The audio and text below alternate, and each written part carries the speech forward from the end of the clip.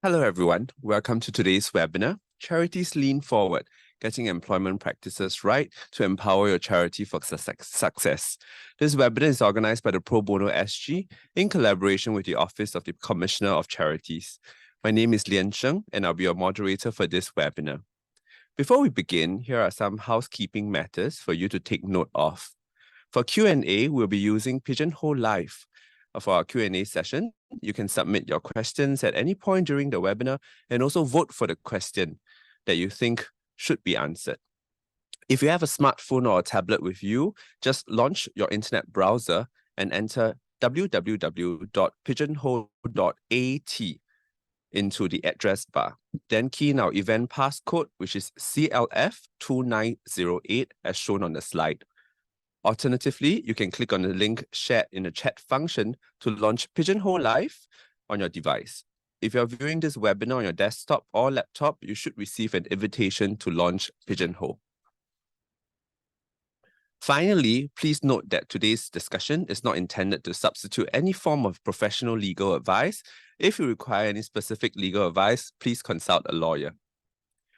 Today, we have a very exciting lineup of panelists to each bring with them very different skill sets and knowledge for our discussion today. And I'm sure it'll be very enlightening to hear the views of our panelists across the various disciplines and organizations. Now, let me welcome our distinguished speakers for today's webinar. First, Mr. Sanjiv Kumar Rajan. Sanjiv is a partner at Allen & Gledhill LLP who specializes in white-collar defense and fraud investigations work. He is also the co-head of the Employment, Health and Safety Practice and regularly advises on employment disputes and health and safety matters. On the charity front, Sanjiv is a director with the School of the Arts, as well as a member of the Family and Children's Welfare Committee of the Yellow Ribbon Fund. Welcome, Sanjiv. Thank you, Liansheng. Hi. Next, Ms. Tan Lee San. Lee San is presently the Chief Executive Officer of NCSS. She has held various public service positions during her career, including roles in MCI and MOM. Her experience in the social service sector includes serving on the boards of Beyond Social Services, Minds, and she currently sits on the boards of MVPC, as well as Charity Council, just to name a few. Hello, Lee San. Hi, thank you. Finally, we have Mohksin. Mohksin is the Executive Director of AMP Singapore, or formerly known as the Association of Muslim Professionals, where he works closely with the People and Culture Department to enhance human resource initiatives in AMP, from talent acquisition and retention, learning and development, to compensation and benefits. He also helps to facilitate a more positive work culture environment, supporting social work within his organization. Mohksin has been active in community work for almost 2 decades, supporting non-profits and mosques in Singapore to implement best employment practices to meet the various organization needs. Panelists, thank you for joining us today. Today, we have structured the webinar as follows. We'll first look at the upcoming developments as regards workplace fairness legislation. This would include recommended practices on job advertising, job applications, and interviews. The panelists will also share some tips from their experiences as regards talent attraction and hiring the right person for the right job. Next, we have the panelists to share with us about the various programs available for organizations to tap on for better employment practices and employee training. We will then close off with a Q&A session where the panelists will answer the questions for today's attendees. So let me move into workplace fairness. Sanjiv, let's start with you. I understand that recently it was announced that the Tripartite Alliance for Fair and Progressive Employment Practices, TAFEP, the guidelines will be enshrined in law. And some of these guidelines include anti-discrimination practices as well as to handle workplace grievances. Could you perhaps start off us with some little information on this development? Thank you, Liansheng. Thank you, everyone. So, as you said, the Tripartite Committee on Workplace Fairness, this was a committee that was set up July 2021, so a couple of years back. And the primary focus or the specific purpose of the committee was to look at policy options that were available to enhance fairness at the workplace. Now, in February of this year, an interim report was released. I believe first week of August this year, final recommendations were released. And we are now looking at those final recommendations with a view to a number of those recommendations forming the legislative framework at some point in time in the future, Liansheng. Now, the key recommendations, and before I go into some of the 22 recommendations, there was an MOM Fair Employment Practices Survey, and the results in 2022 showed that there was a drop in those who experienced discrimination at work. We're looking at, I think, about mid 40% in 2018, 2019 to low 20s in 2022. This notwithstanding, I think the committee felt that workplace discrimination is a live concern. And, we can always improve on the system that we have at play to support workplace fairness. The committee also agreed that legislation can enhance the existing framework and will benefit not just employers, but employees and society at large. So for employers, I think the benefit to them in implementing fair employment practices is you get a better workforce. You get people who your employees become more productive, more engaged.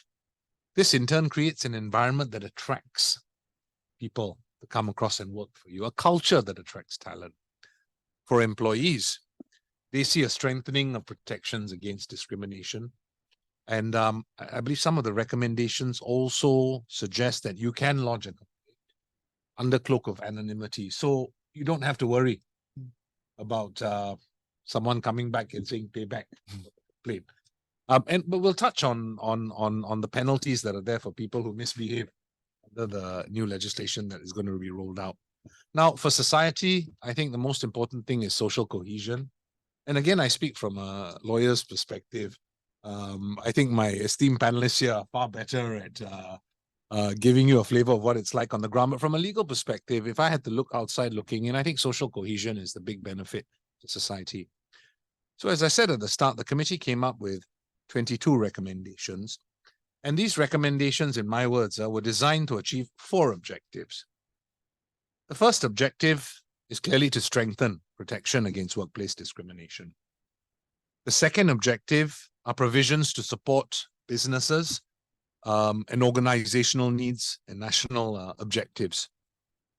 The third objective with the recommendations was to set up some sort of process for resolving grievances, workplace disputes, but at the same time try and reach a balance with maintaining harmony. And of course, the final focus of the committee was to try and ensure fair outcomes based on these disputes. Now, some of the key recommendations, I won't cover all 22, don't worry. First recommendation, there are recommendations in relation to prohibiting workplace discrimination in respect of what they frame as characteristics or protected characteristics. And this is important because the characteristics we're looking at are nationality, we're looking at age, we're looking at sex, we're looking at marital status, pregnancy status, we're looking at whether you have caregiving responsibilities. We're also looking at race, we're also looking at religion, we're looking at language, disability, mental health conditions as well. So these are all what they call protected characteristics. So maybe I can give you some examples, Liansheng. So I'm a Singaporean. I apply for a job. I have all the qualifications and experience. Foreigner applies for the same job. He has the same qualifications, same experience in me. He gets it solely because the HR manager is of the same nationality as me. Not necessarily discrimination, but potentially could be viewed as discrimination if you dig deeper. But that's an easy example. Then you have a job seeker who's 50, right? He applies for a job to look after children. Employer rejects him because he wants someone who is younger and who can run around, notwithstanding this guy passing his medical every year. Discrimination? Arguably. A potential hire is not given a job because he discloses a medical condition. He receives treatment for that medical condition. He's on regular medication. You don't see fallout as well at work. But when the employers notice that he suffers from a major depressive disorder, they say, no, we're not going to hire him. So The committee wants to try and find ways to get around those issues, try and find ways where we can make the playing field, the employment landscape, a lot fairer, and where people respect rules of engagement, because we live in a different world now, Liansheng. Now, in relation to job advertisements and applications, I think the primary, and this is not really something new because I think we've seen that landscape evolving over time, but you shouldn't use words that indicate a preference, for example, on certain characteristics in job advertisements. For example, if you want a Chinese teacher or a person who can teach Malay, you don't say Chinese or Malay preferred. Perhaps a better way to deal with this and not get into trouble with legislation is to say Chinese speaking teacher, as opposed to, or Malay speaking teacher, as opposed to pinning it down to race or nationality. And the key here is this, though, under the legislation. It's no use having all these protections that say, oh, if your employer misbehaves or someone misbehaves and they discriminate against you, we're going to have all these sanctions. You still got to get people to want to report things. I mean, you don't, again, when I said just now that we live in a different world, we've got a lot of keyboard warriors. All right, people with or without basis will lodge complaints, but there are sanctions for that as well. But if you have a genuine complaint, I think the way the legislation is structured is to encourage you to come forward and not have to worry about your identity being disclosed and not have to worry about retaliation. Yeah. There are also recommendations in relation to how your employers handle grievances at the workplace. So if there's a dispute, what should happen? The guidelines provide that employers should have processes set out. They should have whistleblowing channels that are available. They should have complaint lines that are available for people who have genuine complaints to lodge disputes and solutions that can help with resolving disputes in relation to discrimination. Now, the recommendations, I believe, also provide for, if you raise a dispute and you have a grievance at the workplace, you don't go to the Employment Claims Tribunal straight away. There's compulsory mediation. They try and this is that point I made earlier about harmonizing everything. So they want to try and make sure that people, approach this with an open mind, approach this in good faith, and try and resolve as opposed to infuse further toxicity into the impasse. There are also recommendations for claims that are what we call frivolous. All these keyboard warriors who have no basis and they just launch claims. There are sanctions for them, and in fact, the Employment Claims Tribunal can strike out their claims and award costs against them. So, in a nutshell, that's what we're looking at in terms of legislation. Yes, thank you, Sanjiv, for sharing. I think it is very heartening to hear that there are such good developments in the employment space, enshrining some of the things that I think should have been done over the years, and then finally consolidating everything into the legislative changes.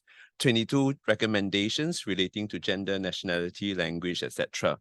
Before I move on to Lee San, I thought it was also good for me to then remind the attendees that there is still pigeonhole.at. If you want to post questions about the webinar or questions which you want our panelists to answer, feel free to visit www.pigeonhole.at. The passcode is CLF2908. And then we look forward to see your questions and we'll try to answer them during the panel discussions later. So, Lee San, next to you. With the recent legislative changes to the workplace landscape, with the change in law and etc., what do you envision would be the change to the social service landscape? Okay, thank you very much, Liansheng. Thanks for having me here. I don't think we expect many major changes to the employment landscape. First of all, I must also say that we very much welcome the move to enshrine tougher guidelines into legislation. Maybe you may not know this, but in my very first job, I was at the Ministry of Manpower working on advertisements against discrimination. So guidelines against discrimination in job advertisements. So it's almost like it's coming full circle. So I'm personally very happy that I think this is being enshrined into law. I think in the charity sector and particularly the social service sector, we've always been advocating for, inclusivity, empowerment, particularly persons who may be more vulnerable. So I think as employers, we really do need to walk the talk. in terms of how we hire and who we hire. So I think in terms of, being much more inclusive, hiring elderly, persons with disability, Sanjiv talked about persons with mental health conditions. I think these are things which within the social service sector, I think we have been doing fairly well. It is something that we are advocating for, and I think Mohksin can probably talk a little bit more about that as well. So I think it's something that we hope to see continue. But I think quite apart from the talent attraction, I think what's important is also, what our charities do in terms of retaining talent, in terms of how we provide workplace support. So in the case of a person with mental health condition or any medical condition for that matter, to have a caring employer who gives that space for the staff to go and seek treatment, who makes sort of workplace adjustments to better support the staff. I think that's really quite critical. And also to provide opportunities for training and for growth. So, I mean, in NCSS, we're very happy to also be partnering TAFEP. We're going to be running a workshop soon to really also provide more guidance to charities on how they may navigate this landscape better.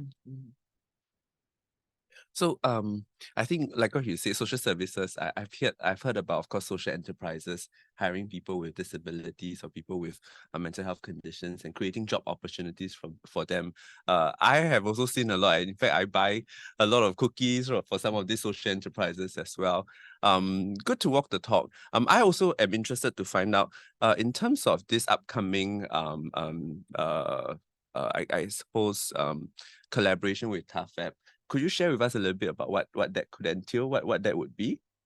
I think we're still working out the details. Okay. But, within the National Council of Social Service, we have been running HR clinics and seminars to be supporting social service agencies, particularly in terms of how they may adopt, good HR practices, progressive HR practices, including, of course, our sector salary guidelines. Yeah. So in terms of TAFEP, I think likewise, it's an extension of some of these resources that we put out to the sector, the support that we give the sector in terms of how these TAFEP guidelines and soon to be law will be applied and how they may really, I guess, practice it in the way they run their organization. Sure.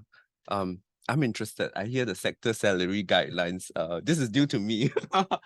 Could you share a little bit about that so that I think it will benefit some of our attendees who come from the social service agencies as well?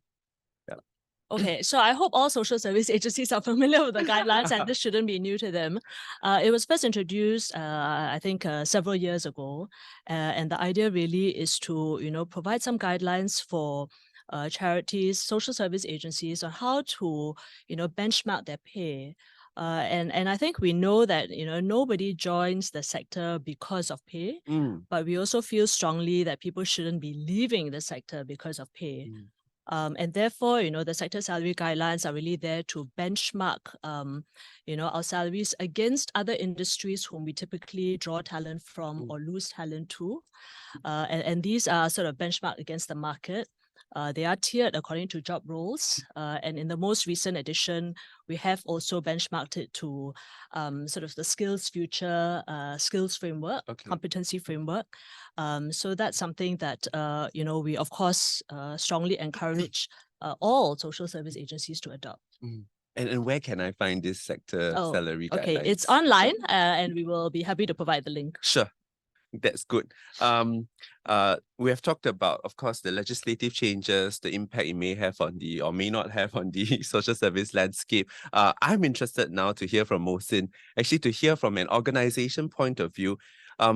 Maybe let's start off with the basics. Mohksin, for the Association of Muslim Professionals, what are kind of the hiring policies that you have in place to attract the talent and have people apply for jobs at your organization? I think all of us here, whether we are from social service agency or charities, we will all admit that top talent is priority for any workplace related matters, Yes. right? And I think in terms of at the hiring policies level, it is the gateway to getting the right talent in. And for us at EMP in particular, for our hiring policies, we do look at the scope or at the practices beyond just the scope of work per se, but we do look at the diversity that we may receive upon them applying for the role that we put out. So some of the examples that we can put out is currently there has been a lot of emphasis on putting in academic qualifications as a starting point. Okay. And I think as it should with certain areas of specialization, especially like social work or counseling. But there are certain roles that we can allow more inclusive practices at the organization, at AMP in particular. We try to move away from just looking particularly at the academic achievement.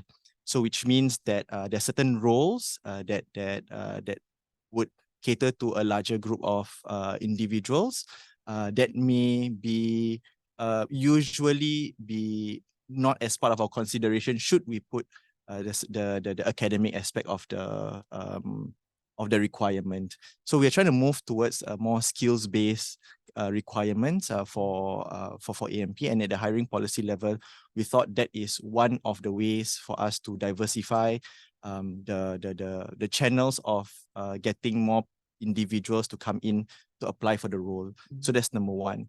Number two, as part of our hiring process as well, we do have we do indicate as part of our policies or during our interviews, especially that we have family friendly environment, and as such, I think we do have quite a number of women who are pregnant and the kind of support that we do give to them. So I think these are some of the hiring policies that has helped us in terms of having more diverse and more inclusive hiring practices. Yeah. I'm interested to find out about the skills base. You see, when you try and interview or hire new personnel, you're looking at the skills, and I assume you will be cutting across both social service as well as non-social service sectors. Correct. As well. Are there difficulties attracting talents from non-social service industries? I think we have to look at the skill sets that is required in the first place, especially for the non-social service skill sets that is required. Things like as a matter of fact, is the corporate services side, right? Okay. So when we talk about human resource, when we talk about accountancy and so on, and throughout my journey in this space, we do see such individuals who are skilled coming forward to take on the role. And usually they are willing to take that pay cut. And I think that hence, so far in my personal experience, we have not actually had difficulty in finding talent in that space. Okay. But I think to speak on whether or not then they would deserve that kind of salary, then I think that's where the sector salary guideline would come into place. And I think as part of our implementation on the sector salary guideline, the needle moves every year actually. So there's always an opportunity for us to sit down as together with our HR committee as on the board to discuss on how do we close this gap, and can we find a way to maybe if let's say we look at our financial resources for sure, and then can we have a period over different milestones to achieve that that baseline guideline that NCSS has put out. So I guess I think there's always that conversation together with the board to compensate rightfully for the staff who has worked hard together with the agency. I hear that there's quite an in-depth conversation with the board, whether it's the HR committee of your board, and even with the employee to talk about the milestones they will achieve as they journey through the career with the organization. Lisa, I'm interested to find out if there are programs that NCSS or maybe the social service landscape has that helps organizations find the right talent, or to maybe attract talents from non-social service sectors as well.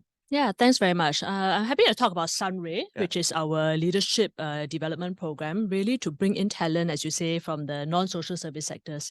So the Sunray was set up really to attract leadership talent and to build the bench strength of talent to fill leadership positions in the sector, whether it's sort of general management positions or even professional apex positions.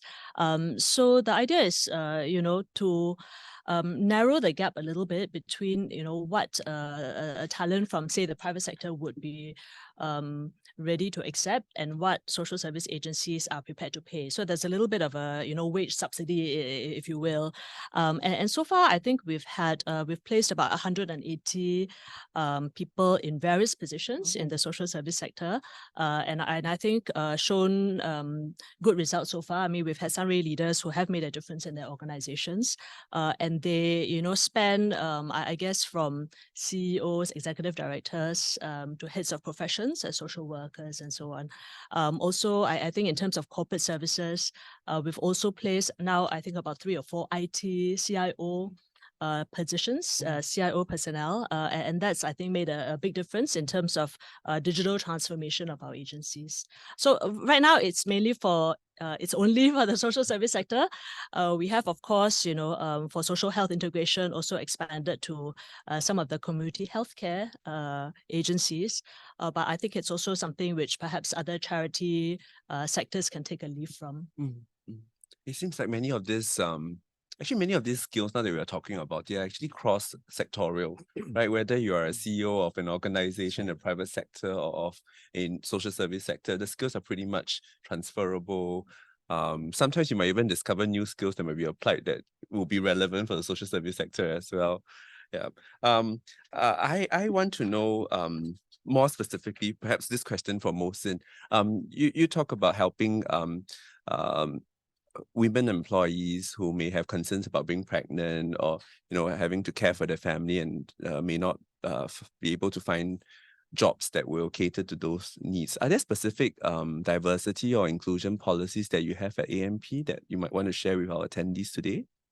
Not particularly the policies upfront. I think it's in terms of the practices that we do have. That is very family friendly, I would say. And even I think it's not just particularly for women who are pregnant. I know that there's a lot of conversation around our total fertility rate and so on and so forth. And I think I would like to think that for AMP, we have been doing our part in doing that. I think over the past 2 to 3 years, we've had about 3 or 4 pregnancies within the agency. And but I guess I think that the conversation is also largely around the different characteristics of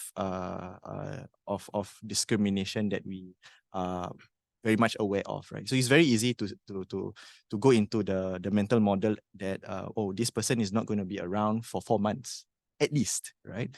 And but I think the intention behind putting this protected time to allow these women to even go on leave peacefully and to spend time with their children. I think that's a key aspect of the work. And we are even open to conversation should they want to extend the leave beyond the 4 months period that has been allocated. So other things like caregiving needs as well, right? So apart from pregnancy, there are also those in the sandwich generation who would have to care for their younger children and even their own set of parents who may be of a certain age that may need certain level of caregiving. So all these factors are being taken into consideration, and as part of our practices as well, we do have remote working as part of our for your employees. So that they can do it. I mean, they can manage that according to the needs that they have. And but for employers, right, I think it's always a balancing act, right? We always have to look at what kind of output would that look like, right? Would there be any impact on the outcome of the goals and the mission and vision of the organization, right? So there's always a balancing act between those things. And I think from the HR or from even the leadership aspect of things, we would have to look at a clear way to look into performance-related matters, right? Which will then look into how we then facilitate those kind of conversation, number one. And number two, how do we review the performance of the individual staff over and on top of all these things that and perks and policies and practices that we have put in for them to be able to juggle better in their work-life harmony. Yes. Yeah. Thank you, Mohksin, for sharing. I think that the work environment has changed quite drastically over the last few decades as well. We have a few questions about the sector salary guidelines in our Pigeonhole portal, and I thought I should direct them to Lisa at this juncture so that we don't move on to the next topic without addressing our attendees' queries. One of the questions, a simple one, would the NCSS salary sector guidelines be compulsory for the agency to follow? So for example, if let's say there is a benchmark for this salary, is it mandatory for the organization to follow that benchmark? Thanks very much. I think we strongly encourage all SSAs to follow the guidelines. It is not mandated per se, but I think, you know, what is the spirit of the guidelines, right? The spirit of the guidelines is for SSAs to be able to attract talent, strong talent, in order to strengthen their organization. And to that end, I think it is very much in their interest to be able to pay a competitive rate at a market rate. And I think that's really the spirit behind the guidelines.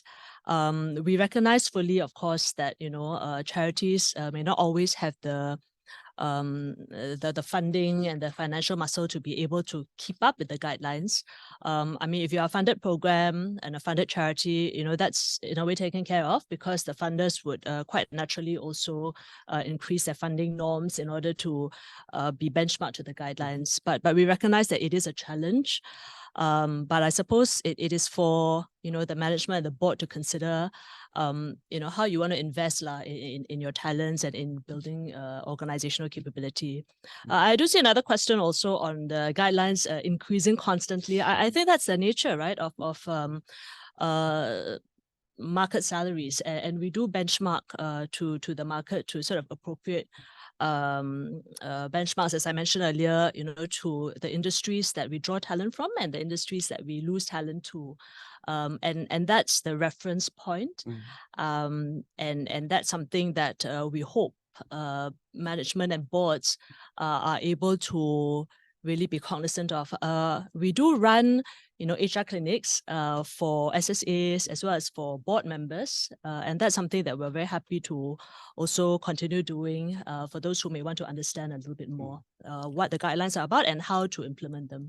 Yeah, I suppose the increasing salary guidelines will also send a signal to perhaps the organization, and maybe there's something they should consider when they're setting their budget for the next financial year. Like you say, to perhaps plan about whether how much they're willing to invest on the human talent that they have as well. Yep. Okay, I'll move on to the next section, which is actually something that I hear quite a lot from my friends in the theatre industry. That's where I have some involvement in. Because of the nature of perhaps charities or non-profit organizations, many of the employees often have to multi-hat. For example, to play different roles, even though they have been hired for a particular position. I would like to hear from the panelists, what do you think of such a practice? And maybe let me start with Sanjiv, since I've not heard from you for some time. Which isn't a bad thing, right? So in terms of multi-hatting, Yes. okay, not uncommon, but there are certain dangers when you multi-hat. Now, when you sign up to your contract of employment, you're told you're going to do this scope of work, you're going to be employed as this designation, but you shall, and most contracts will say this, but you know, at the employer's behest, you must do what the employer tells you to do from time to time, right? And inevitably, you, on occasion, will end up multi-hatting. Now, the concern when you are faced with a situation of multi-hatting, to me, is one of conflict. Okay? And maybe I can explain this by reference to an example. You are an executive director who with the board makes decisions on hiring and firing key management personnel. At the same time, there's a complaint lodged about the key management personnel. You then wear the HR hat, go and do the investigations in relation to this key management personnel. And there are allegations by the person being interviewed that you weren't very nice when you interviewed him or her. You then have the other hat that you put on to decide whether or not he or she should be terminated. Now, if you put yourself in the position of the individual, how does it look? The same person who is going to decide whether to fire me is doing the investigation, and that person wasn't very fair. So that to me, from a legal perspective, is always the challenge you're going to have when you multi-hat. You don't always have conflict. Okay? But you, as an employee who is multi-hatting, need to be situationally aware to what's going on. And the moment you smell conflict, go to your senior, disclose it, ask him or her, this is the issue, what should I do? Right? And then you move forward. That to me, I think is probably the biggest challenge when it comes to multi-hatting, the issue of conflict. Again, to be fair though, it doesn't happen all the time. But when it does happen, there's a lot of mess to clean up. Then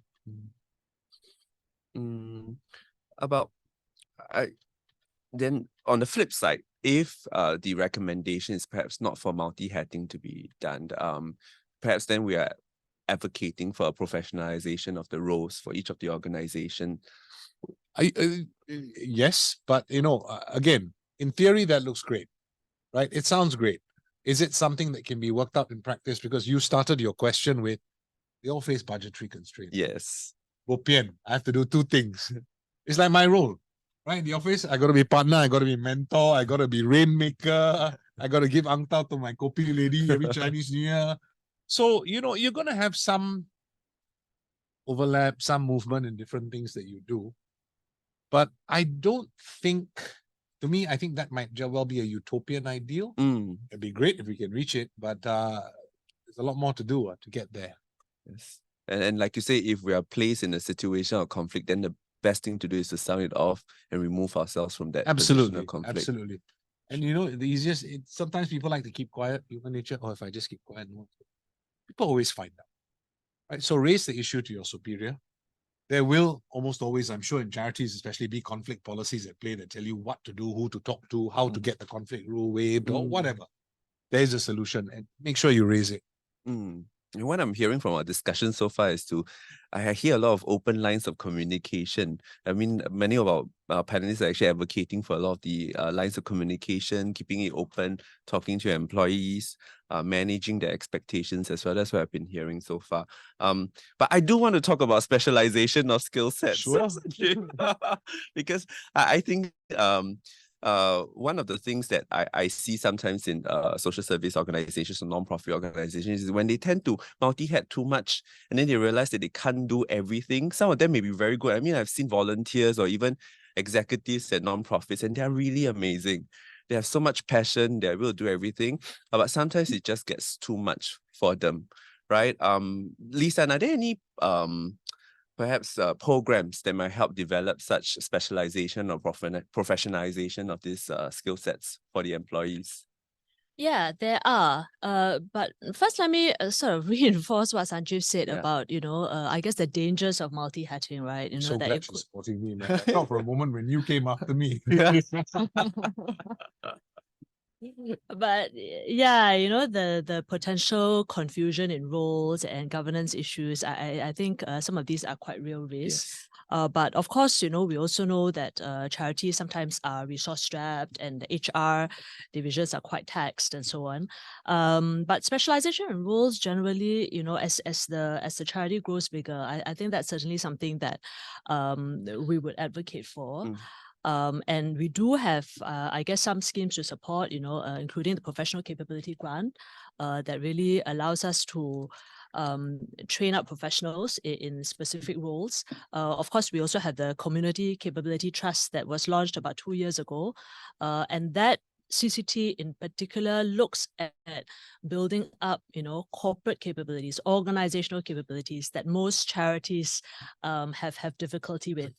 So that those are some of the schemes available, but maybe I can also give an example. One of the things that we've been championing for the last few years is also building up strong volunteer management capabilities.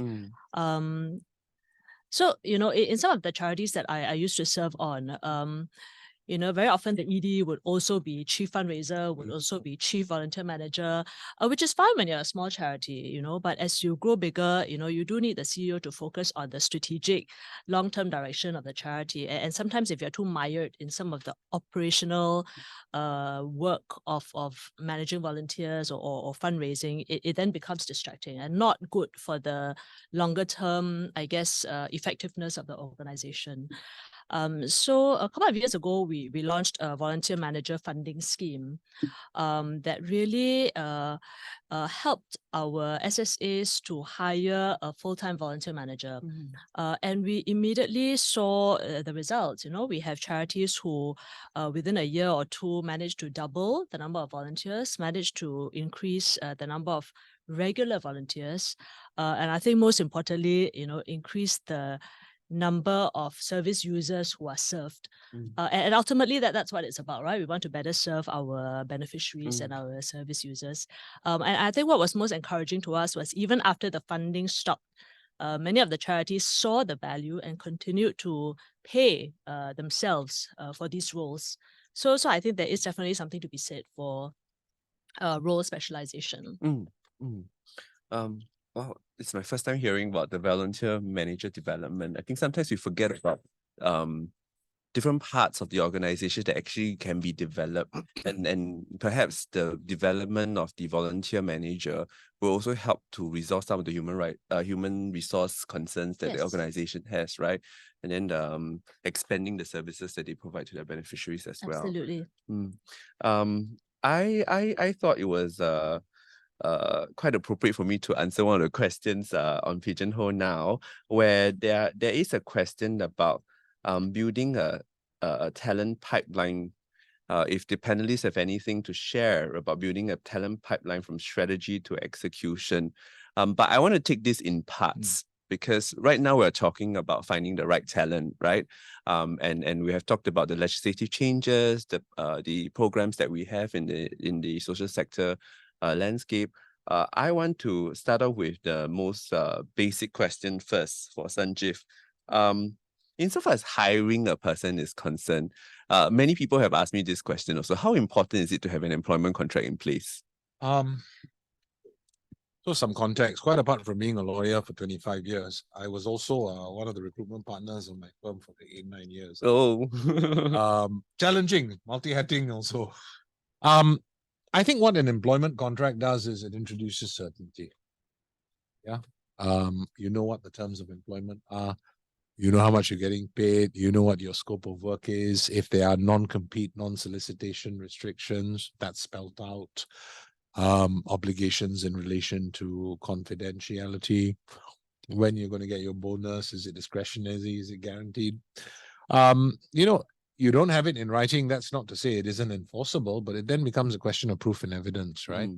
And it's always easier to have to rely on a document that's made contemporaneously. And most of the time now, almost everyone signs up on an employment contract.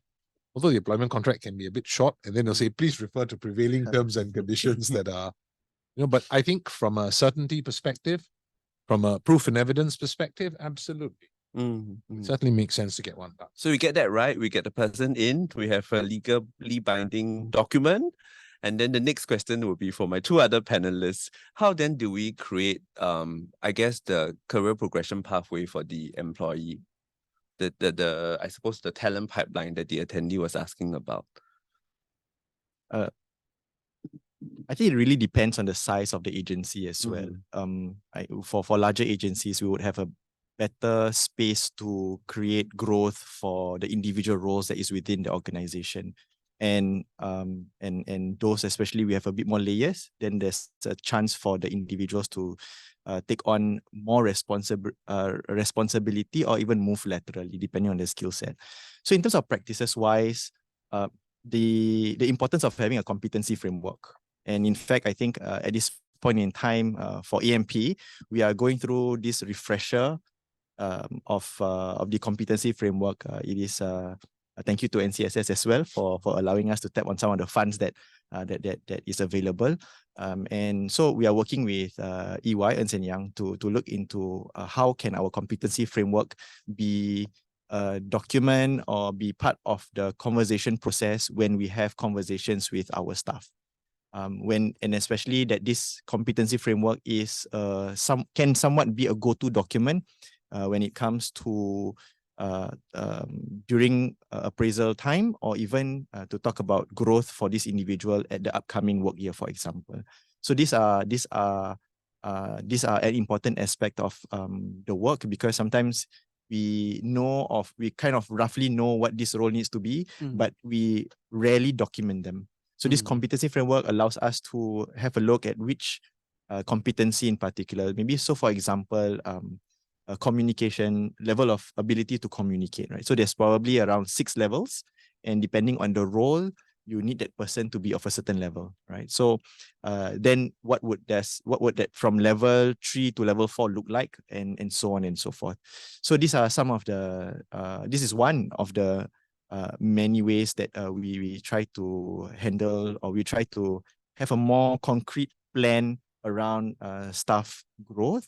And in fact, I think as with a lot of social service agencies, sometimes we may take it for granted that everybody comes on board for a certain cause, right? And sometimes that's where I thought that to balance the books of sorts, we would need to articulate what would career growth look like and what's in it for them as well, apart from us just, selling the good cause, right? Which is by default will happen anyway. So I thought that that's an important part of the work that we do. Yeah. I then have a question for Lisan. Mohksin talks about the I suppose talent development plan for an employee. What about the organization? What are some of the best practices you think the boards of an organization could be considering to ensure that they have considered thought towards talent acquisition or talent retention? I think these are all very important issues that the board has to consider. Investment in human talents. For example, we heard about the HR committee, where the HR committee helps to set certain policies in place on a board level. Are there any other best practices you can share with us? Well, I mean, at the board level, of course, the support for management in terms of investments in all these capabilities is very critical. I think the board themselves also has to have the awareness of what are important organizational areas to invest in. I think I strongly support what Mohksin has already spoken about in terms of having competency frameworks and so on. I suppose, one other thing to add would be, to have very strong, I guess, development and growth pathways for staff, which is more than just, are there, I guess, is there a career ladder pathway, or even lateral pathways, but, can we consider maybe other options to grow the employee, exposing them to project teams or to lead engagements. I think there are various options that charities can consider. Perhaps one other thing that management and board can also think about is a proper system of succession planning to be considering, 1 year, 3 years, 5 years down the road. Where is your talent pipeline? Do you have that bench strength, who can take on future leadership roles, which also allows us to then identify people who have high potential, whom you can then be much more deliberate in grooming and developing. To develop the intention, I suppose, to work towards developing and grooming your employees. I have a question on the Pigeonhole, talking about advertising for job vacancies. One of the attendees asked, are there they advertise on My Careers Future because it is free. It is easy for them to do so. Are there any other platforms in terms of advertising for social service roles? And does NCSS have funding support for LinkedIn recruitments? We have support in various forms, including in our Community Capability Trust. I think in terms of specific LinkedIn recruitment, well, maybe can come to our HR clinics and learn about the kinds of resources we have available. Sure. Sure. What about Mohksin? Do you use any other platforms for recruitment? We do. I think some of the channels that we use is JobsDB as well. We do through our website and also our LinkedIn. Of course, I think for the LinkedIn account, we don't have the recruiter's license of sorts, so we do not have that premium account with them. So hence it's just a matter of sharing of the posts and so on. But yeah, I guess I think it's something for agencies, even for AMP, for us to consider to use the LinkedIn app because of there's this strong presence of professionals in that space. And I think that's definitely one of the strategies that AMP will be looking into. Yeah. Okay, so we have talked about attracting the talent, and we have shared a little bit about the broad landscape. I want to delve into the details. Now moving on to talent retention. I started with you first, Mohksin, because I heard the AMP was recently awarded an HR award for your employment practices. Can you please share with us what are some of the things that you do at AMP? I know you mentioned a little bit about caring for the welfare of female employees, work from home arrangements. What about some other arrangements that the organization has? Yep. So this award was given to us during COVID, right? So there were certain activities that as part of our practices that were seen as very engaging for our staff in particular. So as we know, COVID was a difficult time for any organization, corporate or social service agency, whereby the interface with staff has been very limited by virtual arrangements. So one particular broad work that we did very well was the staff engagement, right? So what that looks like is that we do have regular check-ins with the staff. We continue with our once a month Healthy Monday engagement with the staff as well. So these are the things that we do virtually, right? I mean, we had to creatively find a way to do it, whether we send some gifts to them to the doorstep, or even to even send food, depending on the theme for that particular month. So the staff engagement was an important part, and I think a lot of agencies would have had found that due to COVID, the staff engagement has actually dropped, and the sense of belonging to the agency also has reduced. So I think something that we had worked on very strongly at was the staff engagement activities. Of course, the continued learning and development opportunities through COVID that we encourage staff to take up. These are also the second part of things. And I think outside of COVID, the total rewards is also an important part. So to attract and also retain talent as part of what would compensation and benefit, right? Apart from just compensation, what are the other benefits that they will get as part of their career journey with us, right? And for the NCSS salary guideline, it only focuses on the salary, but there are also benefits from the organization that would also matter. So I thought that these are some of the things that we relatively did well for that particular year, and that gave us a good score for us to get that Best HR Practice Award. Yeah. And I suppose there's much benefit to gain also to have your employees retained with you for a longer period of time, because there'll be institutional knowledge built up. Right. There'll also be more experience sharing and learning and mentorship for the other employees as well. Yeah. When we talk about COVID, we always hear a lot about work from home arrangements, and I think some organizations are still practicing that. Maybe again, I jump back to Sanjiv to talk about because the lawyers are always the one fearful of consequences, right? From a work from home arrangement, what are your thoughts about such an arrangement? Are there any considerations or concerns that an organization should be looking out for? So let me give you my personal view. Yeah. All right. But I also accept that that's, again, state of play now. I grew up in an environment where I was in the office Monday to half of Saturday before they shortened it to a 5-day work week. We used to work on Saturdays as well. And we would always be in the office.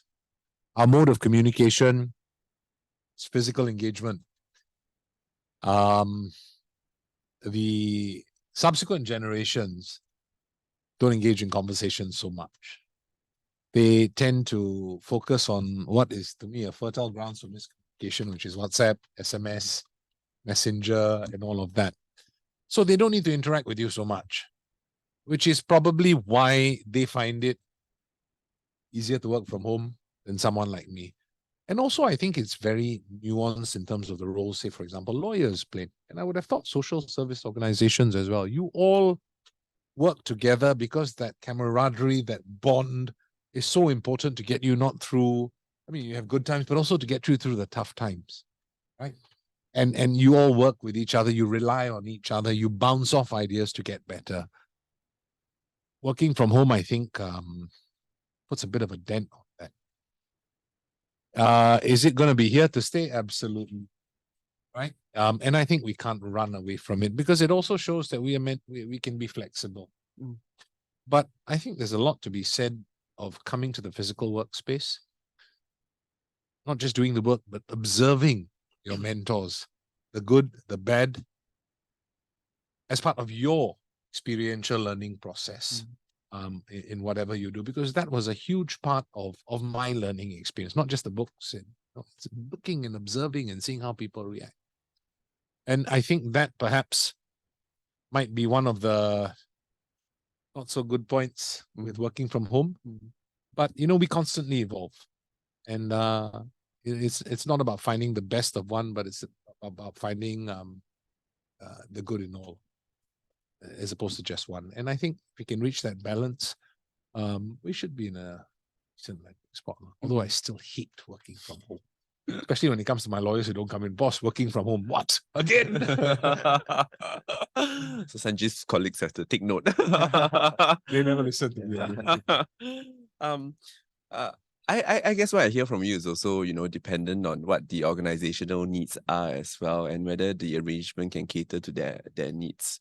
So, depending on the so and forgive me for jumping this and shaking this up. So outsider looking into both of you, you as well, Mohksin, your organization, if everyone is working from home, how would the organization look? You walk in, who would you see?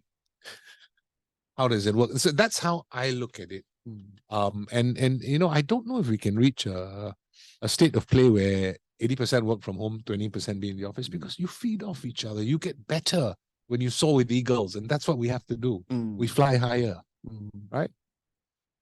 I'd like to add a point. You don't disagree with me? No, because we come out from COVID and we can see the kind of interaction that happens after COVID, right? And people generally want to come back to office. Although I think the kind of engagement will have to evolve according to today's needs, but there is still a sense that physical interaction is necessary. Learning from one another in a physical space is necessary also. But I think the workforce today may have more options to figure a way out. How do we find mentors, as you mentioned? How do we observe other people and then find a way that we can all agree on as an organization that this is how it's going to be. I do have staff for us because we have hybrid working arrangement, right? I do have staff asking me, hey, can I come in on a everyday basis? Yeah, sure. If you need that because your home environment is not suitable or you want certain things from the office, please do. But at the end of the day, I think as we are, for AMP in particular, we are managing across generations as well. So we're going to have to cater the different learning styles, the different needs and preferences. And we try to be more focused on the relationship building aspect of things. So we do have like a regular staff engagement activities in person, right? But I think the mode of how we want to get there, that would calls for a further discussion on where is the best middle ground for everyone. Yeah. Perhaps I can add a perspective on this as well. So, Yes. I also started work in the era where we work from Monday to Saturday afternoons. I think maybe Mohksin's the only one who doesn't remember that. But I was just talking to one of my colleagues yesterday, and he does a lot of hiring, and he's saying that actually a lot of young people today are making that the number one question. Can I work from home as a default? And that's something that I think we have to get used to. But in the public sector, I mean, of course, quite apart from our 3 days work from office guideline, I mean, we try to also be a bit more flexible, but we are strongly advocating that actually it is important to come back to the office for the 3 C's. So the 3 C's being collaboration, connection, and care. And we think that's generally a good, I guess, guideline as to the kinds of purpose, the kinds of activities that we really do expect our staff to come in for. And also, during COVID, I mean, SCSS did convene a Beyond COVID-19 task force, and one of the pillars that we looked at was really about workplace and how do you manage a workforce during this sort of pandemic situation. I mean, extending to post-pandemic, I think a lot of the guidelines in there about how do you manage a remote workforce, or how do you manage when people are not always physically together. I think a lot of those guidelines are still very much salient and relevant, and also happy to share the link here. Sure. It is true. I mean, even my generation, they were talking about We start talking about about whether we can work from home. Yeah, because I think that there is much there's a different view now. I think the employment landscape has really changed over the years, especially with COVID also accelerating some of the changes, resulting in certain new arrangements now. I mean, we have a hybrid workforce. We have people taking calls through Teams, no longer having to go for physical meetings. Things are a lot more borderless nowadays as well, even for legal work. I wanted to talk from a broad perspective in terms of, for the social sector, social service sector, what are some of the principles that perhaps the organizations can remember or take into consideration when they're looking at human resource policies? You're asking me? Okay.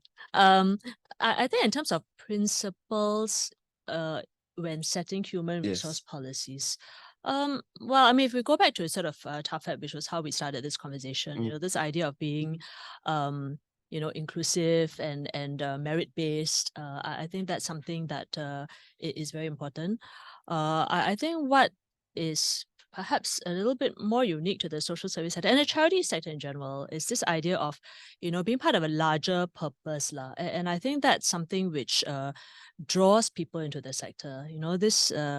This sense of being part of something larger, of being able to help, your fellow Singaporeans or citizens. I think that's something that we need to hold on to. I think we've earlier talked a little bit about also, making sure that there are opportunities for employees to really train and develop and grow with the organization, not just to develop themselves, but really to also be able to create more impact for those that they serve. So I think some of these probably quite universal, but perhaps even more so in the charity sector. But I think when you're in the social services sector, again, outsider looking in, you have to be a special person to take on the role in the sector. I was at a charity dinner on Sunday, and there was a young man who was 29 who jumped on stage to explain his role in a charity organization. His role is to hold the hand of the person who's about to pass off at a particular home. How do you do that? And he wasn't even me, he was a volunteer.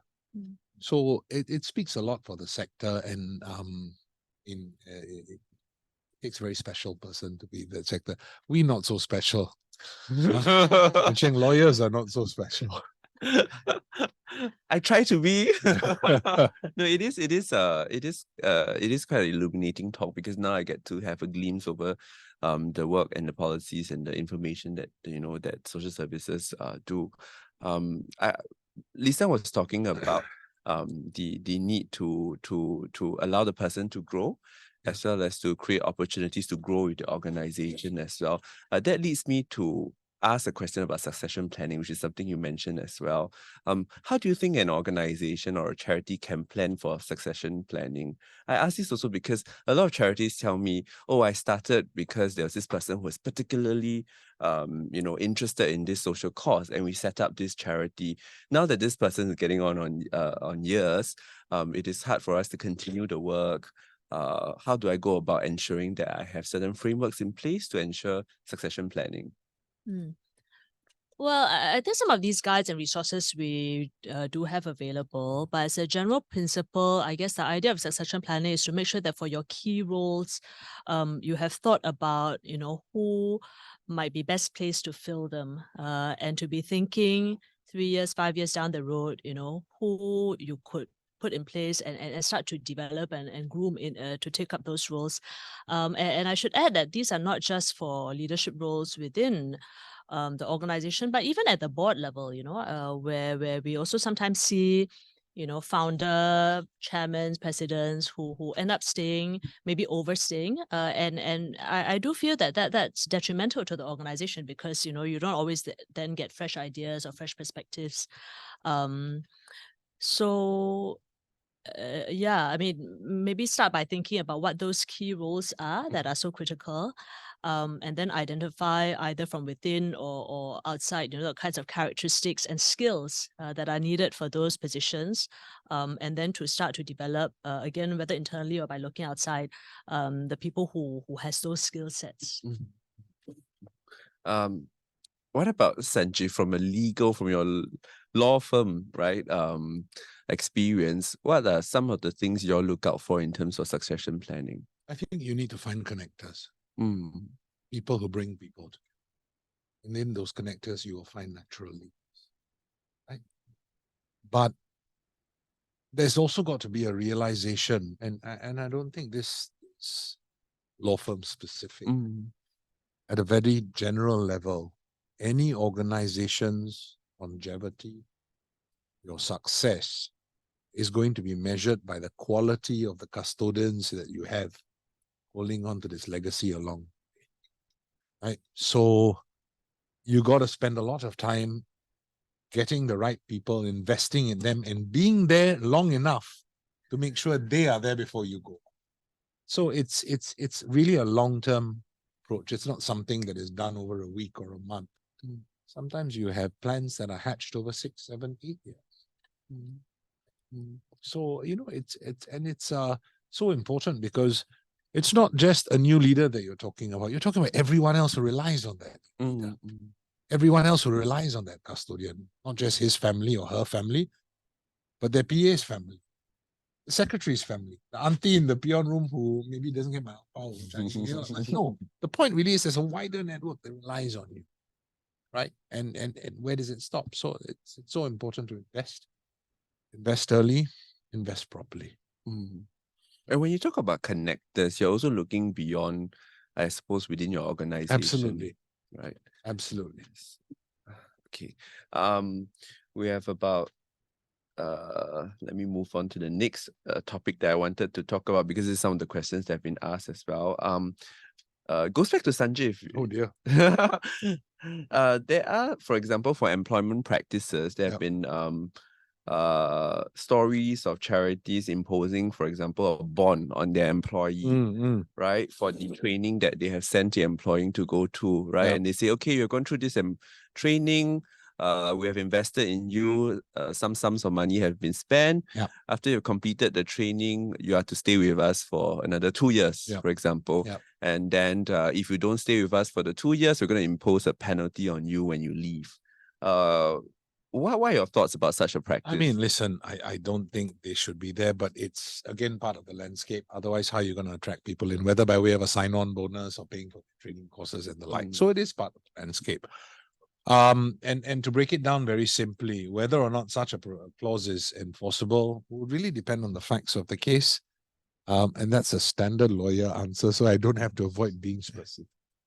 But primarily by reference to how bond triggers are structured. I give you an example.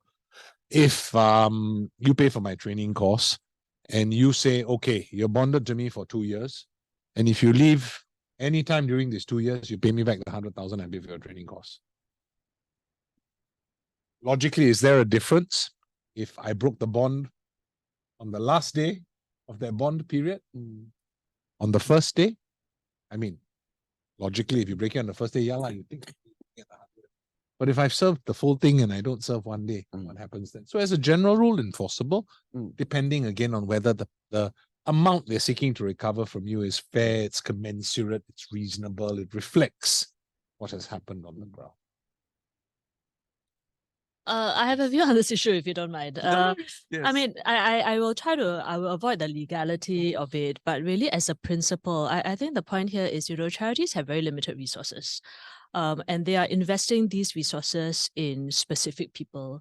I actually think that it's reasonable to expect that, for significant investments in people, where you are also depriving someone else of that benefit, I think it's perfectly reasonable, to expect that the person who has gone for this scholarship or this training to have that commitment to back to the organization. Of course, what Sanjiv said about, the reasonableness of the bond or the length of it or the amount of it, I think that's something that definitely charities should consider.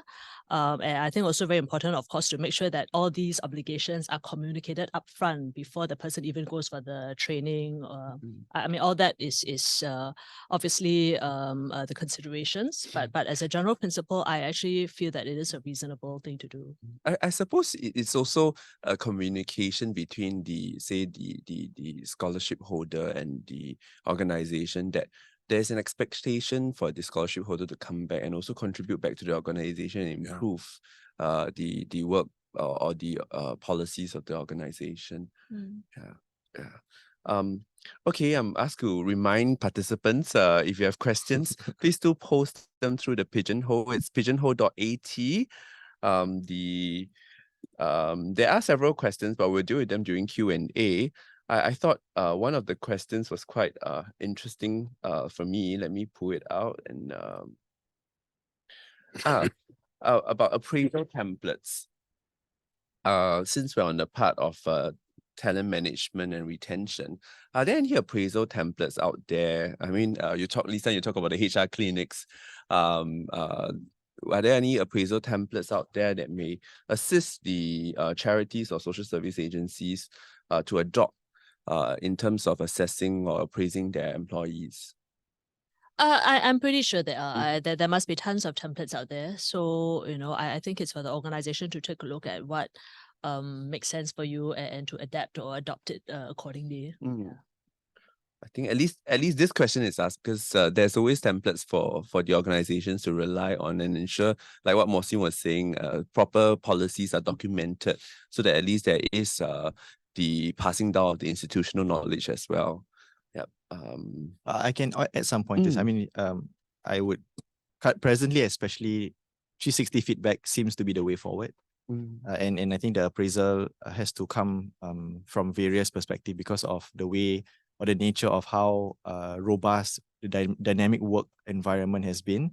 And feedback is a key part of the appraisal. And I think for AMP in particular, we are moving towards that. We are not actually adopting the 360 yet.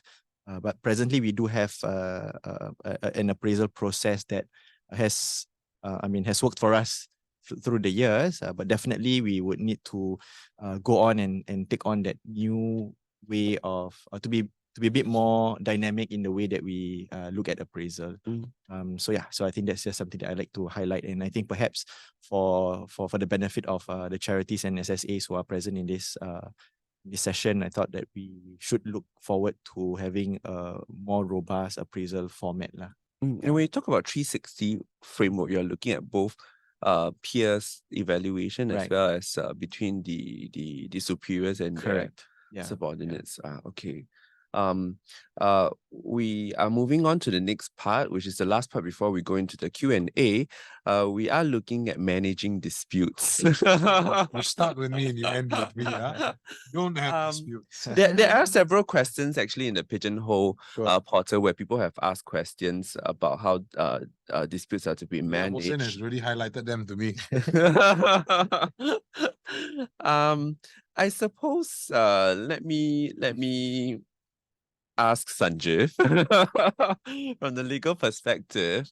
What are some of the measures you think that a company should put in place to ensure that disputes are properly managed within the organization? All right. As a starting point, rules, regulations are all great, but that's just what you see there. It's also about implementation, which is always where the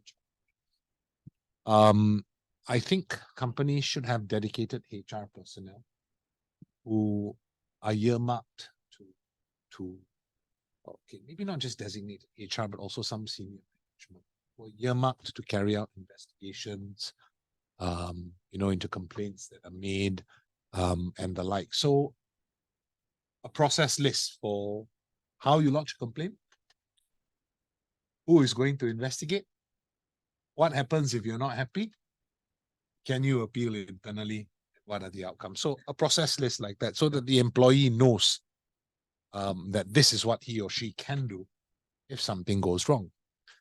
Coupled with that, I think is the importance to drive home the point. People finish their work, you get into a skirmish with your friend, just don't want to deal with it, you want to go back. Then you just forget it.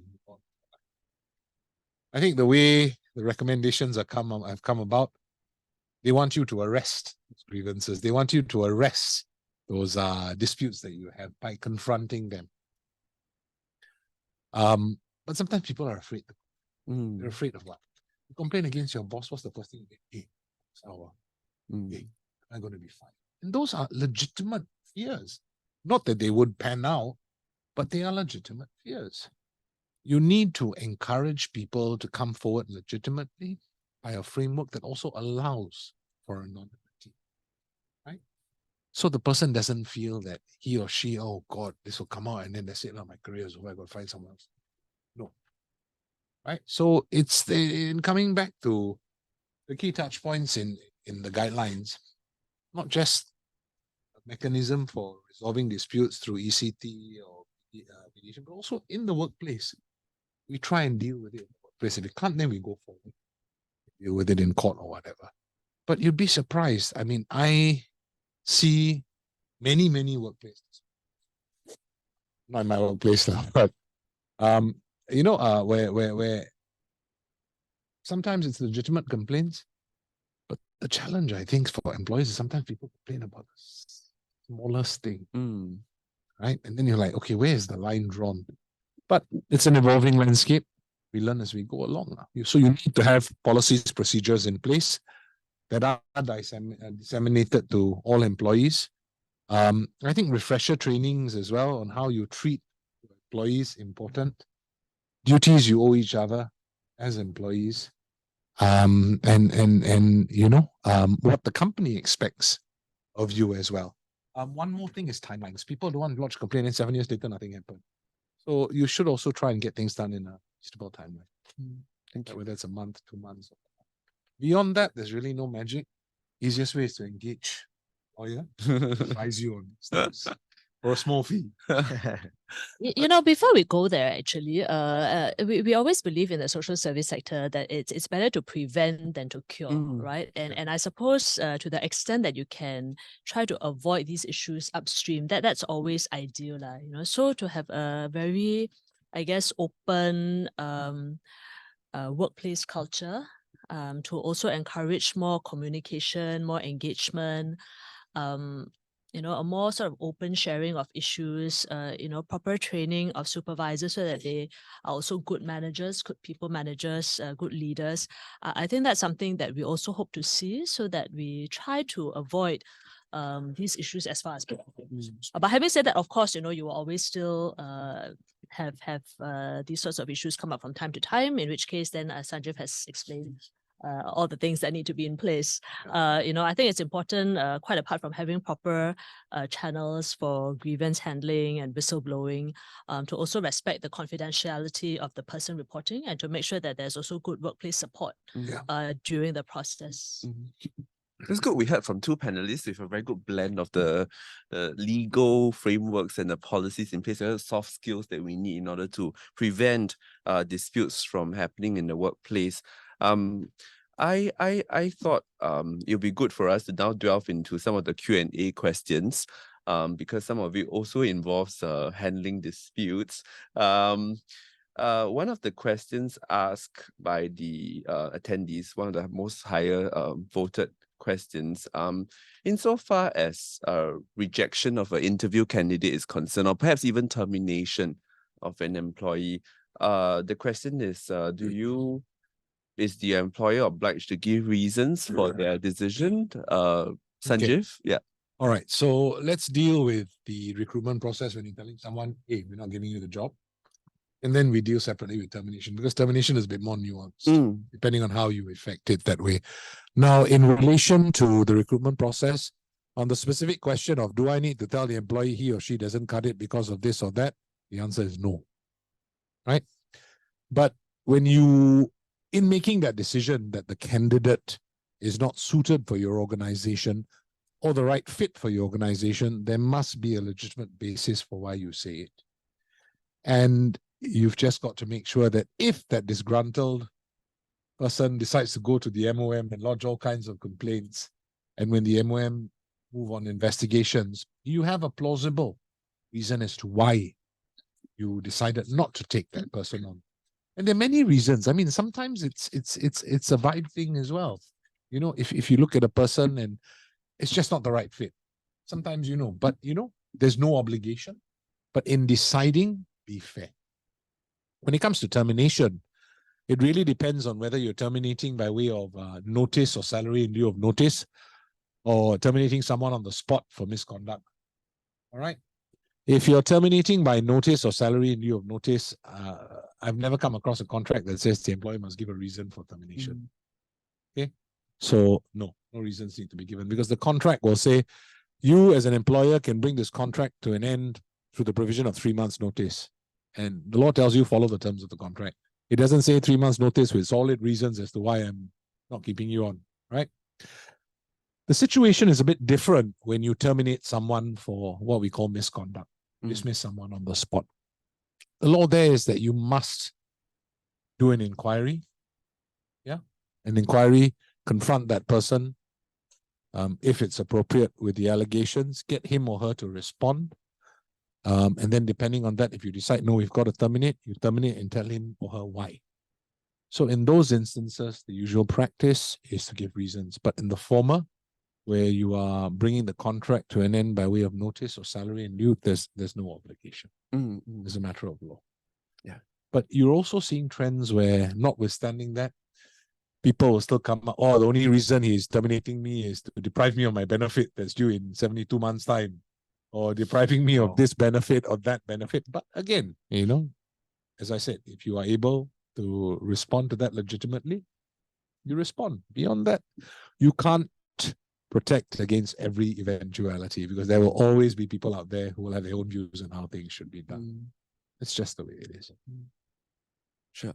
Then it goes to asking Lee San about the soft skills, right? When we talk about termination or even rejecting a candidate, should there be a process or a structure in place for the organization? I mean, I've heard about exit interviews, for example.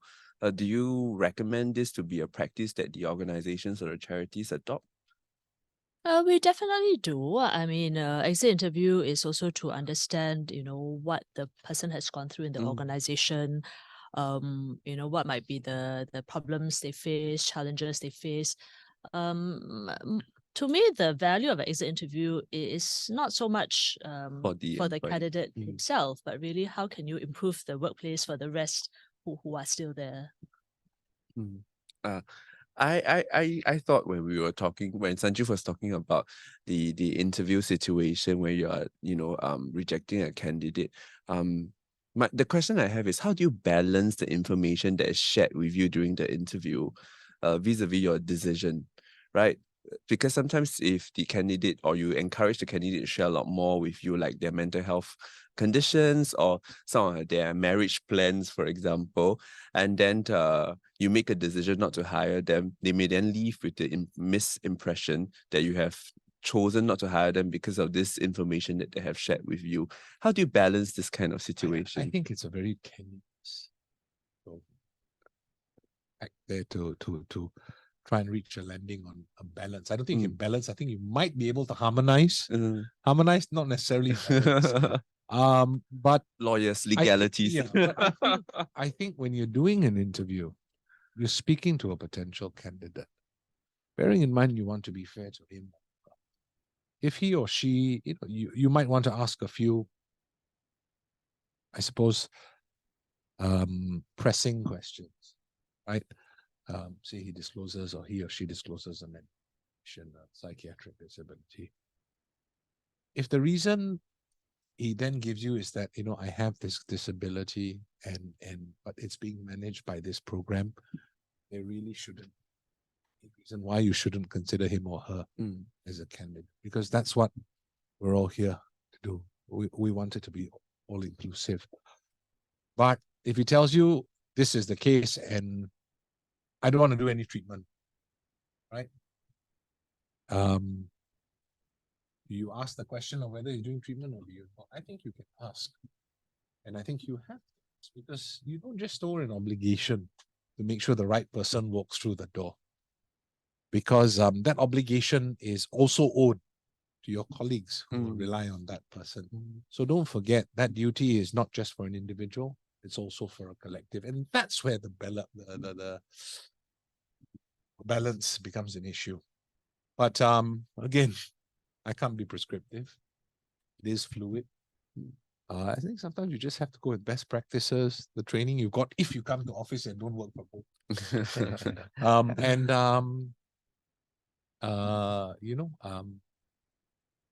Just being in that situation repeatedly. I mean, HR executives, the HR people are like fantastic. I don't know how. But of course, second to social service. And then lawyers are distance 10. Mohksin, what about AMP? In terms of, for example, dealing with the interview process, are there certain practices that you adopt? I think in the same grain as what Sanjiv mentioned, that we, as part of the line of questioning, sometimes we do ask about, what are your plans in the near future?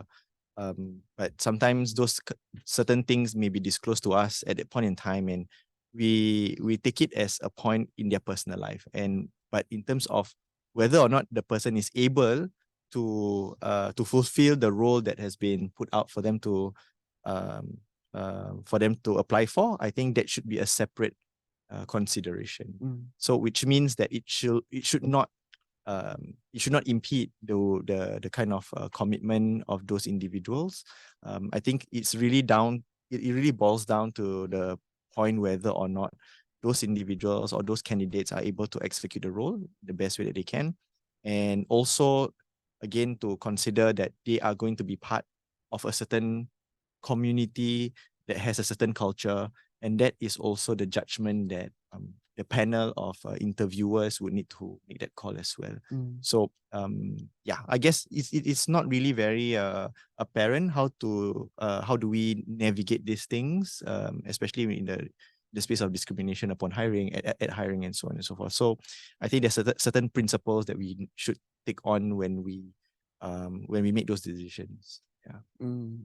I suppose I hear from you that it is also important to set out what the JD for this role is, right? So that you know whether certain factors are relevant for your consideration or not. Sometimes some information are just additional information for you to consider and like what Sanjiv said, determine whether the person is the right fit or not. Okay. There is a very interesting question. If a staff was hired for a role, can the organization subsequently pile new roles on this staff? Again, it really depends what the contract says. If the contract says your scope of work is a general worker and you may be assigned such duties as time to time the board feel is necessary to discharge your role, then where's the line drawn? So it really depends on what the contract says, what roles are that given. Related to this is another question. Some attendee posted in terms of not being able to find talent, resulting in double hatting. Yeah. Right. So we were discussing about double hatting, and they said, look, because I was unable to find talent, therefore I had someone to double hat, piling on more roles. Eventually, this turned into a very long engagement from 3 months, 6 months, because I can't find the right person. It then became a year-long affair. The question is, of course, what can the organization do to close such a talent gap? I'll take on the question. Yes. From the perspective of double hatting. Sometimes we look at it from the needs perspective of the organization, and especially in today's context, workplace have moved, right? So the kind of needs have evolved as well, and unfortunately, there are certain gaps in the there's certain gaps that needs to be met, and there are certain roles that may not that may need to transform, and hence this kind of conversations that we need to have with the individual staff, that their role may require them to shift to a certain need that the organization needs them to be. But then if for whatever reasons that this staff decides to leave, then this role may pile on to another staff, right? Because there is a key need to do so for as part of an important part of the organization function. But to the question of whether or not how this can be closely monitored and be closing the gap, I think it depends on how proactive your HR is also. I like to encourage that. Sometimes we can say, oh yeah, there's no staff in the pipeline because there isn't anybody applying, right? But actually, how are we positioning ourselves from the HR perspective, whether we are going out to the right channels or sufficient channels for that matter to encourage people to come forward to take on these roles.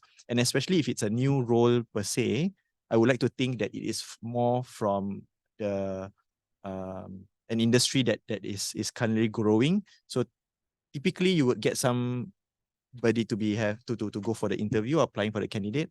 But I think largely, in my opinion, we have to look from the HR whether or not we are proactive in getting those roles in. There's several questions on our favorite topic, working from home. I thought I should address that as well. Of course, maybe we start off with Lee San. In terms of working from home, do you think this will help attract more talent to join the social services sector or the charities? Earlier, I think we recognized that, working from home is here to stay, and that among especially younger generations of the workforce, there's an expectation, in fact, that they have more control over their time, that there's more flexibility. So yes, I think in general, I think work from home is here to stay. More flexible work arrangements are here to stay. So to the extent possible, I think it's something that the social service sector should also adopt. Having said that, of course, there are certain care roles where it's not possible. It's just not possible, right? To work from home, you are tending to, the feeding needs of an elderly person, or sometimes when you're doing counseling, obviously that human connection in a physical setting is more conducive to developing a more trusting relationship. Then I would say those roles would be very, very difficult. But of course, to the extent possible, when the person's not doing that direct service, maybe filing a report, then I would think the organization should try to make that, I suppose, that option available. That deals with one of the questions as well, in terms of how they wanted to hear from the panelists, how would an organization reach expectation that sometimes the organization may not offer work from home arrangement. I suppose then there needs to be more effective communication. Right. I suppose the person applying for the job or doing the role would also need to know whether the role they're doing can be something that's done from a work from home kind of arrangement. Yeah. There is a question about let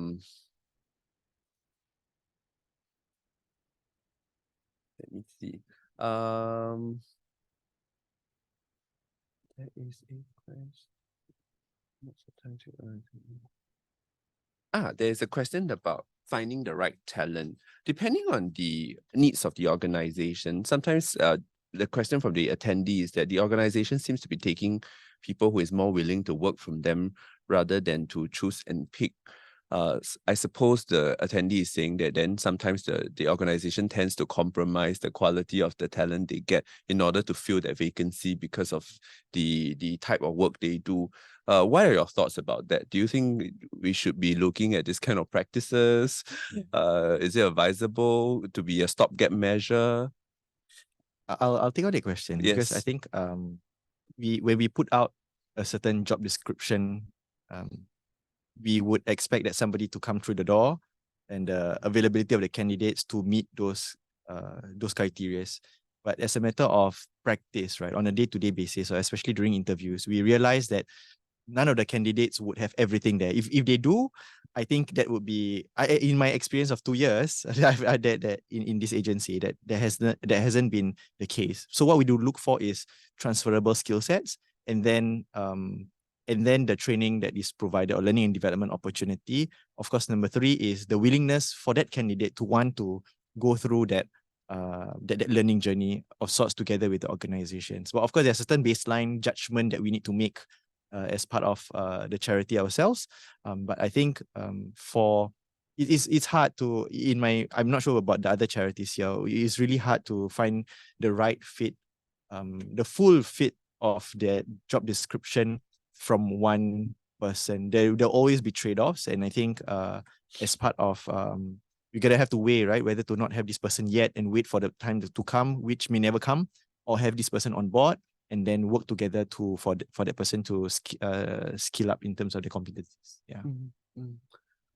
There are also questions about the bond fees. I'm not sure whether there's something that the panelists want to discuss. But let me post it. There are questions about what kind of bond should be tied to the kind of sponsorship or training that you give to the employees. Are there any guidelines? What do you think is a reasonable quantum? I think it all depends on the course fees. Yeah. The type of course you're going for. The length of that course, how much I financially invested in you, and how long I expect you to be bonded. So it's like asking me what are the first prize, second prize, and third prize results for 4D on Saturday. Unless I know what's happening, it's quite hard. But again, those are the factors you would look at. There are some questions about small charities, and I think they are quite legitimate questions in terms of for smaller charities, how do you entice them, or rather, how do you get the charity to be interested in talent development? Because some of them may think that they want to remain small and they want to, just do the work that they have been doing for all these years. That's one question. The second question is, of course, in your perspective, do you think it's always necessary for the charity to be growing bigger and bigger year on year? I don't think growing bigger is necessarily the Benchmark the pathway yeah. for every charity. But certainly you should be seeking to be more effective, to serve your users better. I would say, for charities who are not interested in talent development, I mean, if you have other ways that engage and keep your employees, or they're very motivated for the cause and they grow or develop in other ways, then that's fantastic.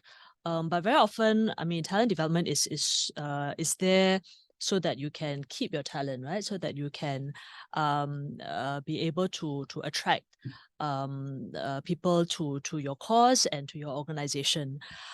So all that said, I mean, I think it's important also for all sector, I guess, professionals to feel like they're part of a larger community. And maybe here I can also share a little bit about our social service tribe.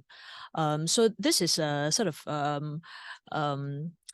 a brand, if you will, that we started a few years ago. And the idea here is really, if you're part of the tribe, you're part of something larger than yourself. You're part of something larger than your own organization or your own profession.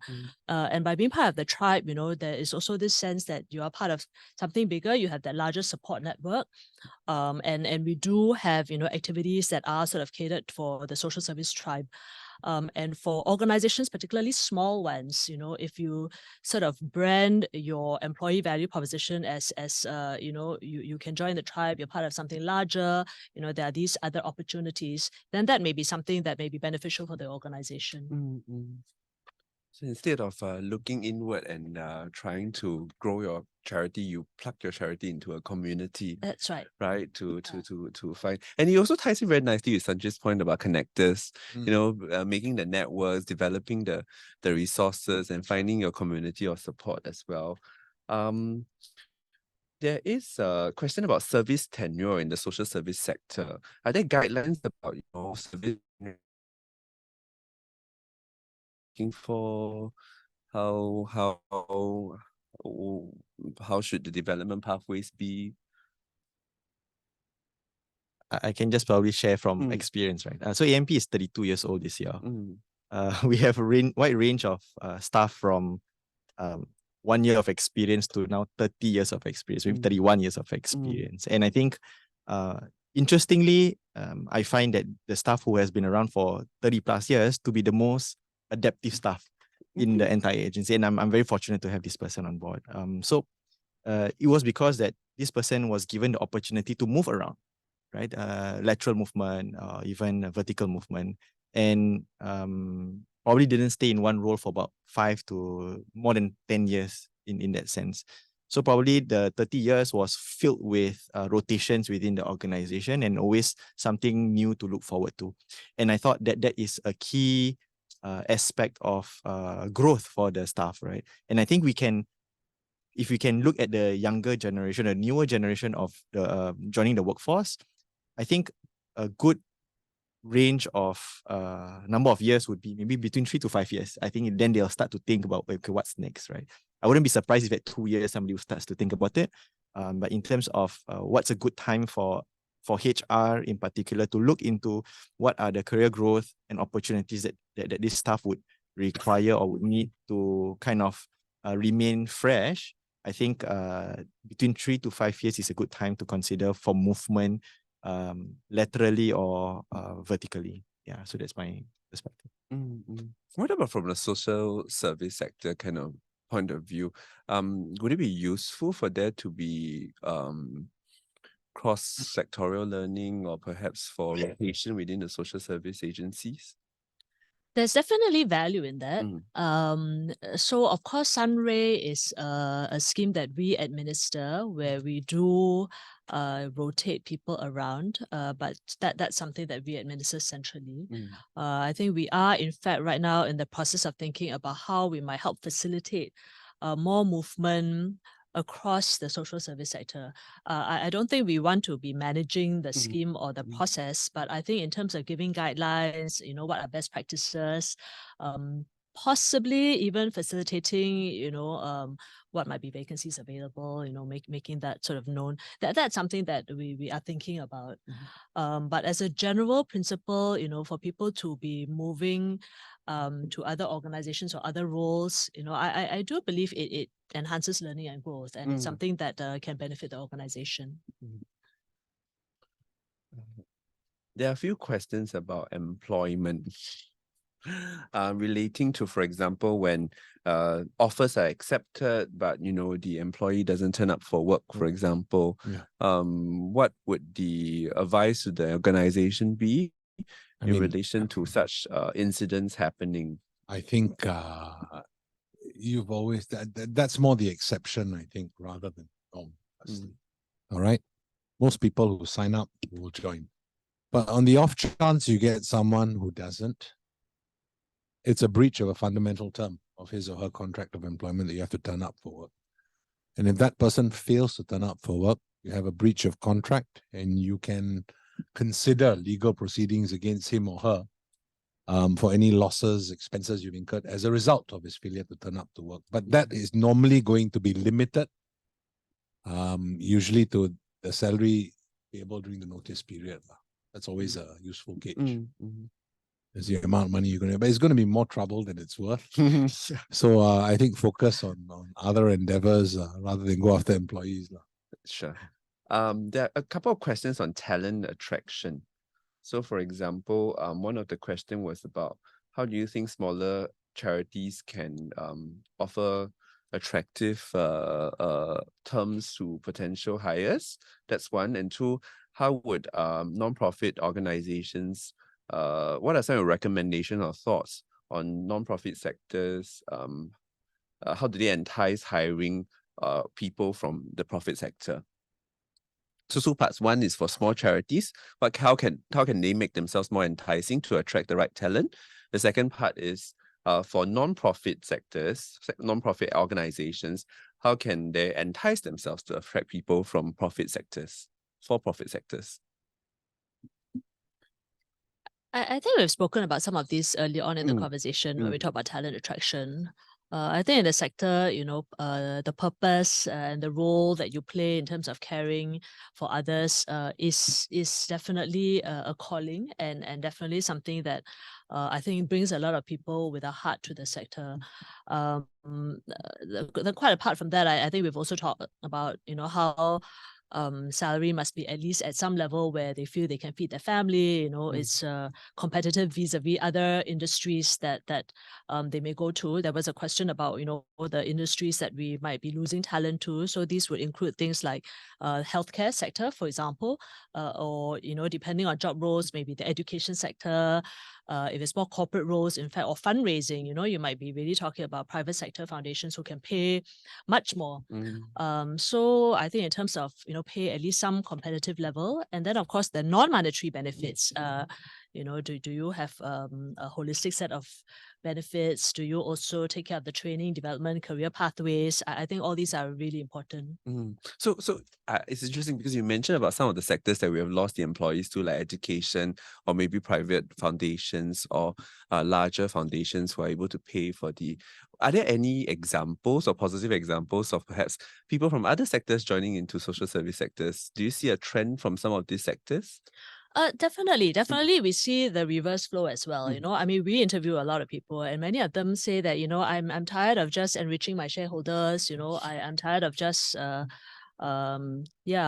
making sure whatever someone is bigger bottom line. We do see a lot of people who want to come because they want to make a difference, and I think that's something that is very nice to see. But I think that passion is not enough. I think when you want to join the charity non-profit sector, I think it's also important that they come in with their eyes open, in terms of the kind of culture, the kind of expectations, and to make sure that they're properly orientated to the job. We have about 10-15 minutes left. I thought it's also a good time for me now to ask each of the panelists in terms of getting employment practices right for the charity. Are there any key takeaways that you want the attendees today to leave with? Maybe we start with Sanjiv. Key employment takeaways. Which perspective? From a legal point of view. No, I know. What specifically? What do you think is most important when we come to getting employment practices right? I think it's about being fair. It's about being fair. It's about being open as much as you can, being consultative, encouraging employees to have an interest in the organization. Because I think when you do that, they all feel like they're stakeholders. Invest in continuity. You plant the seeds for continuity and success. So that's my 2 cents worth. Mohksin? Yeah, I mean, I think Sanjiv has summarized everything, but I think my point would be that staff is the cornerstone or even the backbone of the entire organization.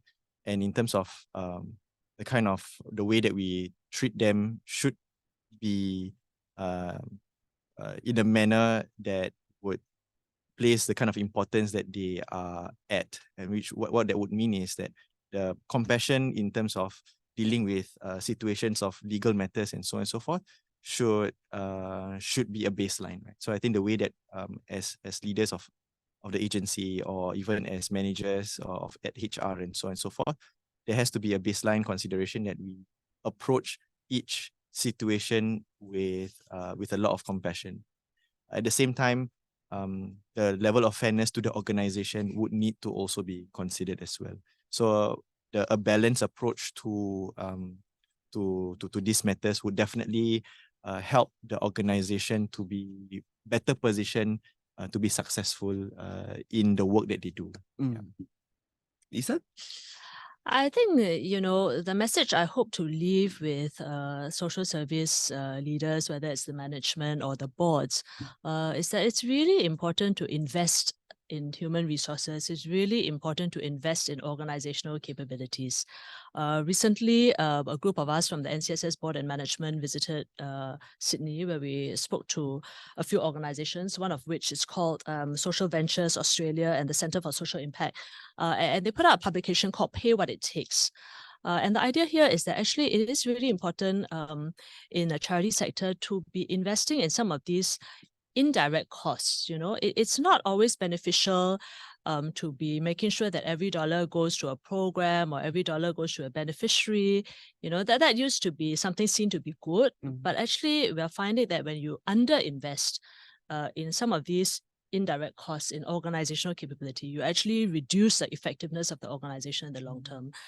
So I think that's something that we really want to emphasize. And it's a message, I think, not just to the charities, but really to funders and donors as well. And that is a message that we are bringing to them. Don't insist that every dollar goes to beneficiary, because that's not necessarily in the long term good for the organization or its beneficiaries. I think it also reminds me of, for example, the caregiving journey, right? In order to make sure that you adequately care for the person in need, you must make sure that the caregiver is in a position to do so as well. Exactly. Yes. So very good. We have three big key takeaways. One being be fair, 2 compassionate, and then 3 invest in the employees that you have. It also leads me to then tell you a little bit about the corporate volunteer scheme that we have. As part of the encouraging corporate volunteerism in Singapore, there is a corporate volunteer scheme which allows for businesses to claim tax deductions on expenses incurred when they send their employees to volunteer or provide services through secondment or at an IPC.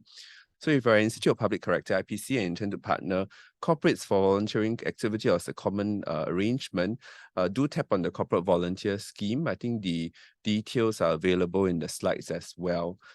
Thank you, Sanjiv, Lisan, as well as Mohksin, for joining us today and sharing with us your invaluable insights. Actually, a lot of the things that I hear from you cuts across whether it's the social service or even in the for-profit sector as well. Yeah. And it's nice to have a blend of the Sanjiv from the legal fraternity as well as Mohksin and Lisan from the social services sector as well. To our participants, I hope you have found the webinar useful.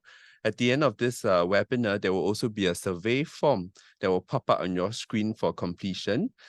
Please fill it in. We appreciate your comments and feedback. This will help us improve our future webinars and to create programs that will be suitable for your needs. If your charity does need legal advice, you can also email assist NPOs at pro bono SG. So that is assist, ASSIST, NPOs at probono.sg. On behalf of the Pro Bono SG as well as the Office of the Commissioner for Charities, we would like to thank our speakers again. Thank you very much for sharing so much information with us today. Thank you to our audience also for joining us, and we hope that you have had a great week ahead. Thank you. Thank you.